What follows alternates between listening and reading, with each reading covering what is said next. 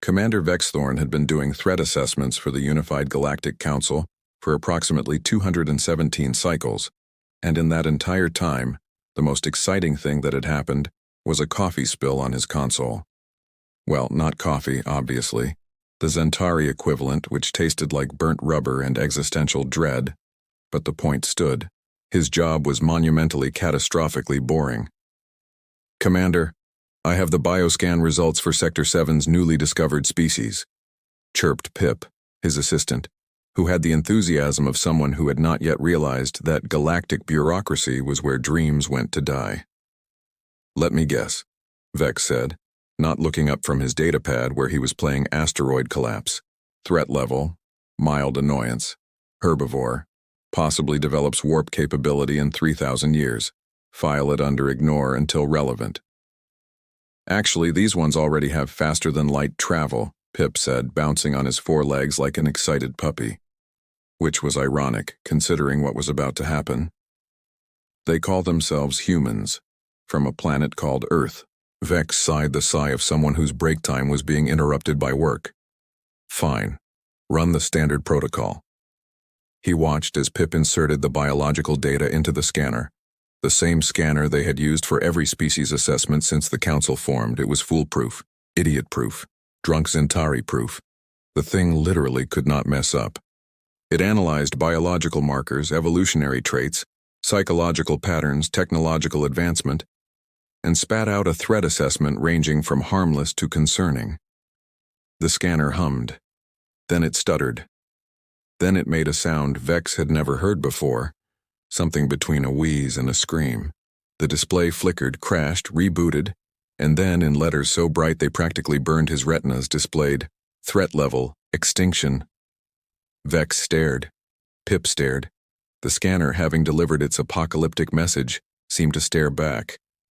"That is a malfunction," Vex said slowly. "Should I run it again?" "Obviously." Pip ran it again. "Threat level, Extinction." 3 more times. Same result. The scanner was working perfectly, which was somehow worse than if it had been broken. "Commander," Pip said, his voice climbing several octaves into what Vex recognized as panic. "Commander, the scanner has never given an extinction rating. Not once. Not even for the Kreshtar, and they eat planets." "I'm aware of that, Pip."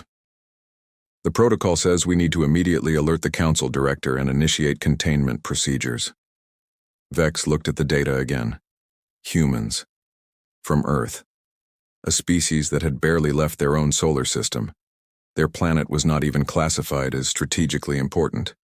It was a backwater rock in a boring arm of a thoroughly unremarkable galaxy, and according to the most sophisticated threat assessment technology in known space, they were an extinction-level threat. "Get me Director Thalmor," Vex said. "And Pip, do me a favor. Triple check that we did not accidentally scan some ancient war machine or a sentient black hole." "Already did, Commander. It is definitely the humans.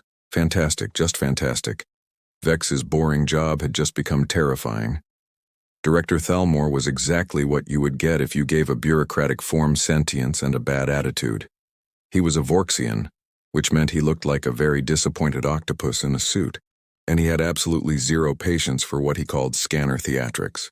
"Vexthorn, I have 17 diplomatic incidents to resolve, a trade dispute that might start a war, and a shipment of Grixian spice that has mysteriously disappeared from our warehouse.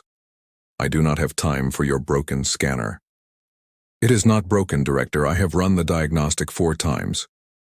"Then your diagnostic is broken. Director, the humans registered as an extinction-level threat." Thalmor's tentacles stopped mid-gesture. "Extinction level." "Yes, sir. The humans, the ones who still have regional conflicts on their own planet, the ones whose fastest ship takes 3 months to reach their nearest neighbor system. Those humans." "Yes, sir." There was a long silence during which Vex could hear his own career dying. "Fine," Thalmor said finally. "You will go to Earth. You will personally investigate these humans. You will prove the scanner is malfunctioning so I can file the appropriate paperwork to get it replaced. And you will not bother me again until you have a reasonable explanation. Dismissed." Vex left the office with Pip trailing behind him, already pulling up Earth's file on his datapad. Okay, so interesting thing about humans, Pip said, reading as he walked. They are classified as persistence hunters. Meaning what? Meaning they are not fast, but they never, ever stop. They can run for hours, sometimes days. They just chase prey until it collapses from exhaustion. Vex felt a small chill run down his spine. That is horrifying. It gets worse. Their planet has extreme temperature variations, -40 to +50 Celsius. They have hurricanes, tornadoes, earthquakes, volcanic eruptions, and approximately 17 different ways to die from local fauna. So they evolved on a death world? Apparently, yes. Oh, here's a fun fact. They domesticated wolves. What is a wolf? Pip pulled up an image. Vex looked at the teeth, the predatory eyes, the raw killing potential, and felt his organs rearrange themselves in fear. They domesticated that on purpose, and now they keep them in their homes and call them pets. Pip, I am starting to think the scanner might be right. Wait, it gets better.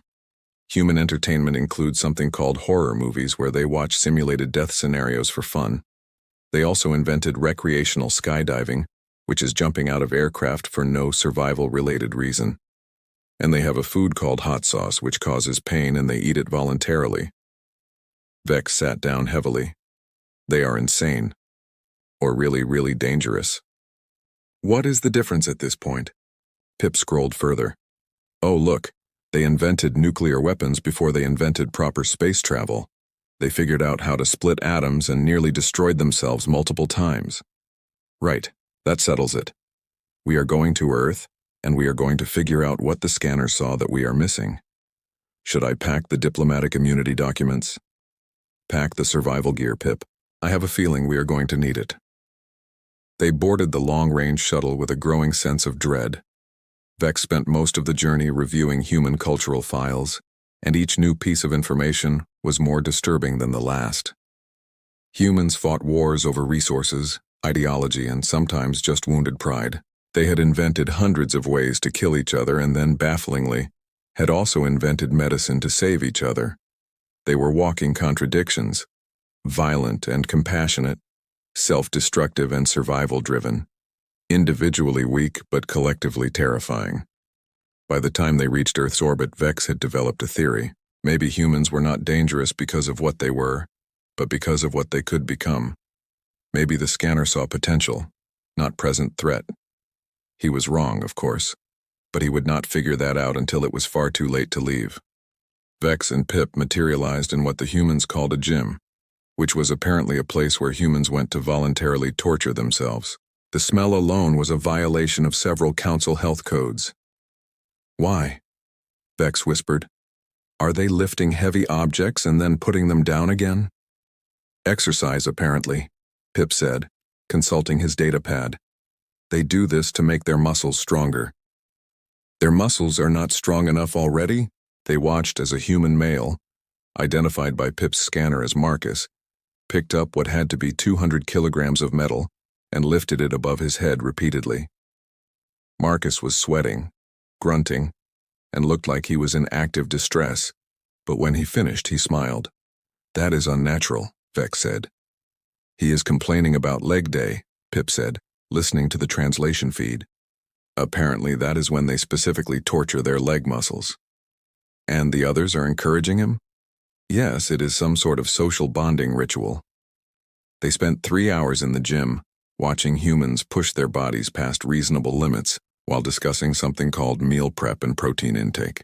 One human casually mentioned running a marathon on 6 hours of sleep, and Vex had to sit down. They function on 6 hours of rest? He asked weakly. Apparently 8 is optimal, but they rarely get it. Pip, most species need 12 hours minimum. The Vorthians need 16. I know, Commander. How are they not dead? I am starting to think they are too stubborn to die. Their next stop was a human medical facility, which was less terrifying in name than in practice. They met a doctor named Riley, who seemed delighted to explain human medicine to aliens. So, Riley said, gesturing enthusiastically, when someone has a bacterial infection, we give them antibiotics, which are basically controlled poisons that kill the bacteria, but hopefully not the patient. Hopefully? Vex repeated. Well, we dose it carefully, and then there is chemotherapy for cancer treatment, where we use actual poison to kill cancer cells faster than it kills healthy cells. It is a race against time, really. You poison your own people. To save them, yes. And surgery, what is that? Riley's eyes lit up. Oh, that is when we cut people open, fix what is broken, and sew them back together. Vex felt faint. You cut them open. With their consent, obviously. We have anesthesia now, so they do not feel it. Now? What did you do before? Alcohol, mostly. And screaming. Pip made a noise that might have been a whimper. Vex did not blame him. Their final observation was at a human sporting event, specifically something called mixed martial arts. 2 humans entered a cage, a literal cage, and proceeded to punch, kick, and grapple each other into submission, while thousands of other humans cheered. This is legal? Vex asked. Consensual combat sport, Pip said weakly. They are enjoying this. Both the fighters and the audience, yes. One fighter got knocked unconscious. The crowd roared approval. Medical staff rushed in, checked the unconscious human, who woke up, smiled, and gave a thumbs-up gesture that apparently meant everything was fine. Nothing about this is fine, Vex said. Pip, update the report. Humans are biological weapons who weaponize their own entertainment. They have turned self-destruction into recreation. The scanner was right, we need to leave immediately. Should we not investigate further? What else is there to learn? They are insane, unkillable, and they think suffering builds character. But Pip had already scheduled one more interview, with a human philosopher, which was either going to provide clarity or nightmares. Vex suspected it would be nightmares. The human philosopher was named Eddie, and he worked out of what humans called a coffee shop, which was apparently where they consumed liquid stimulants to counteract their chronic sleep deprivation. Eddie was in his 40s, had a beard that seemed structurally unsound, and a smile that said he had seen the absurdity of existence and decided to laugh at it. So you want to understand humans? Eddie said, sipping something called an espresso that smelled like concentrated anxiety. We want to understand why you are all still alive, Vex said honestly. Eddie laughed. That is a fair question. Honestly, spite, mostly. Spite? Yeah, you know. Someone says you cannot do something, so you do it anyway just to prove them wrong. We went to the moon because the Soviets were getting there first, and we could not let that happen. We climbed Mount Everest because it was there. We invented the internet to survive nuclear war and ended up using it to share pictures of cats. You do things out of spite? Competitive pettiness is a powerful motivator. Vex glanced at Pip, who was frantically taking notes. Let me tell you about humanity's problem-solving approach, Eddie continued. It is what we call hold my beer science. Someone says something is impossible. A human says, hold my beer, watch this, and then either solves the problem or creates a new worse problem. Sometimes both. That explains the nuclear weapons, Pip muttered. Oh yeah, we split the atom, not entirely sure if it would ignite the atmosphere and end all life on Earth. We did it anyway. Turns out it did not, so that was nice. Vex felt his sanity slipping. You risked planetary extinction on a theory? We risked it on math, which is basically a very confident theory. How are you not extinct? Eddie shrugged. Luck, mostly, and pack bonding. We adopt everything. Dogs, cats, robots, aliens, probably. If it exists, a human will try to befriend it. We once had a guy who befriended a volleyball after a plane crash. A volleyball. Named it Wilson. Cried when he lost it. Humans will pack bond with literally anything. And once we decide you are pack, we will die for you. But here's the thing. We also know exactly how to hurt each other, which makes us the perfect friends and the absolute worst enemies. Vex leaned forward. Explain that. Look, we spent thousands of years fighting each other. We know human weaknesses intimately because we are human. We invented psychological warfare, torture methods, weapons of mass destruction, all designed to hurt ourselves more efficiently. But that same knowledge means we know how to protect each other. We are incredibly violent and incredibly compassionate. often simultaneously. We are walking contradictions. So the scanner was right. You are extinction-level threats. To our enemies? Absolutely. To our friends? We are the most loyal species you will ever meet. The trick is not being our enemy. Eddie finished his espresso and ordered another, which seemed excessive even by human standards. Here is what you need to understand about humans. We are chaos incarnate. You cannot predict us because we do not follow normal logic. We do things because they are hard, because they are impossible, because someone said we could not. We turned stubbornness into an evolutionary advantage. That is terrifying, yeah, but it is also why we are still here. Every other species on Earth that was stronger, faster, or more dangerous than us, we outlasted them. We are not the strongest species, but we are the most persistent, the most adaptable, and the most creatively destructive. We are survivors who turned survival into an art form. Vex sat back, processing. The scanner had not measured human strength or technology. It had measured human potential, their unpredictability, their absolute refusal to follow any reasonable pattern of behavior. One last question, Vex said. What happens when humanity reaches the stars? Eddie smiled. We make friends with everyone who lets us, and we become the nightmare of everyone who does not. Vex and Pip left the coffee shop in silence. Halfway back to their ship, Pip spoke. Commander, what do we tell the Council? The truth, that the scanner saw exactly what it was supposed to see. Humans are not a threat to the galaxy. They are a threat to anyone who threatens the galaxy. And that distinction is going to change everything. The Galactic Council chamber was exactly as Vex remembered. Too large, too formal, and filled with species who loved the sound of their own voices. Today, all 17 member species were present, which meant this was either very important or about to become a complete disaster. Vex stood at the presenter's podium with Pip beside him, feeling like he was about to either save the galaxy or doom it. Possibly both.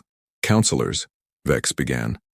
I have completed my investigation into the human species of Earth. The scanner's assessment was correct. They are an extinction-level threat. The chamber erupted. Counselor Kixara, a Krellian who looked like an angry mantis in armor, stood immediately. Then we strike first. Eliminate them before they spread. With respect, Counselor, that would be catastrophically stupid. The chamber went silent. You did not call a counselor stupid. Vex had just ended his career, but at this point, he was committed. Let me show you what I learned. Vex pulled up footage of the gym. Humans voluntarily damage their bodies to make them stronger. This is called exercise.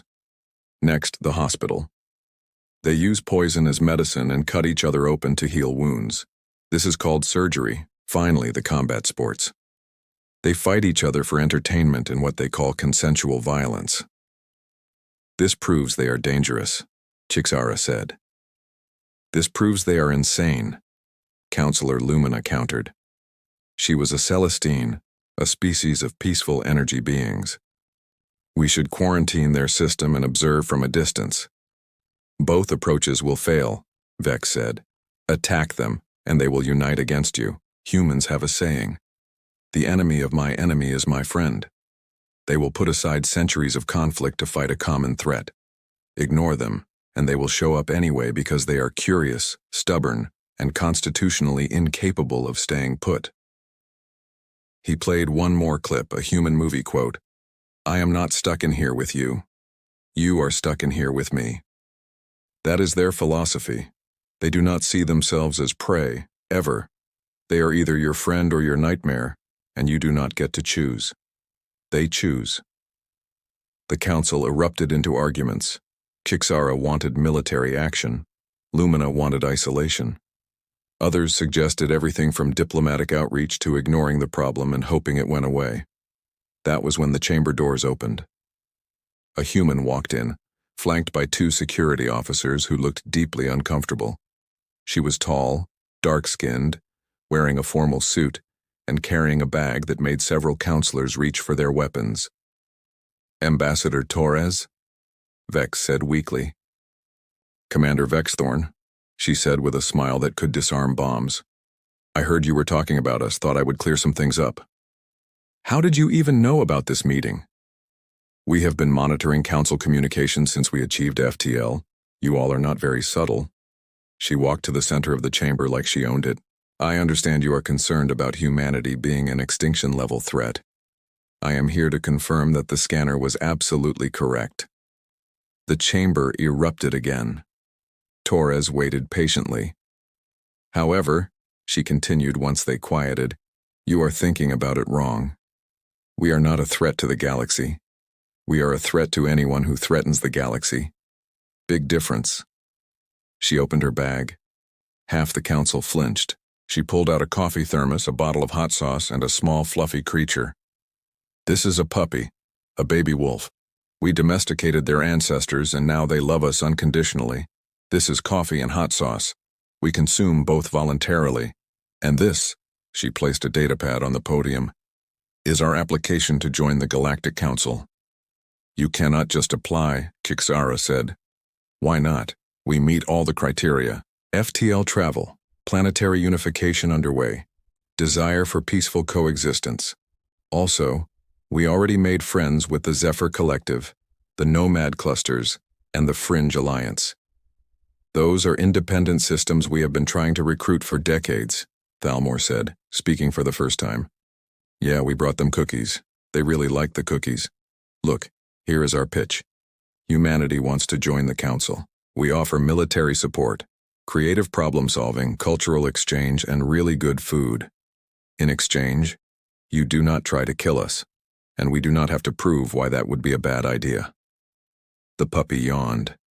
It was devastatingly cute. Counselor Lumina made a sound that might have been a coo. You brought a biological weapon as a diplomatic tool, Kixara said. I brought a puppy. If you think this is a weapon, wait until you meet our diplomats.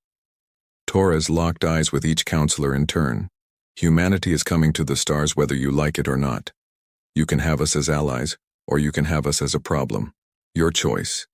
But I suggest you choose wisely because we are really, really good at being problems. Vex watched the council squirm.